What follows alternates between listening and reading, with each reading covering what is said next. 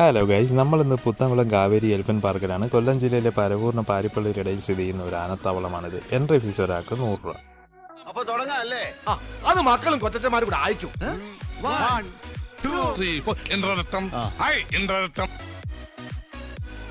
കുട്ടികൾക്കും മുതിർന്നവർക്കും ഒരു ദിവസം സ്പെൻഡ് ചെയ്യാനുള്ള ഒരുപാട് കാഴ്ചകളും ആക്ടിവിറ്റീസും ഇവിടുണ്ട്.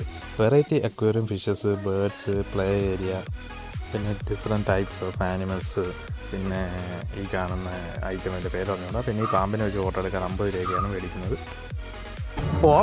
ചിലപ്പോൾ ഓട്ടം കിട്ടാൻ സാധ്യതയുണ്ട്.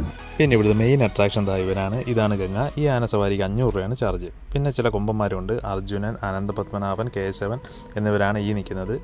ഇവരെ നീരിറങ്ങാൻ വേണ്ടി ഇവിടെ കെട്ടിയിട്ടൊക്കെയാണ്. 3 മാസം കഴിയുമ്പോൾ റിലീസ് ആകുമെന്നാണ് തോന്നുന്നത്.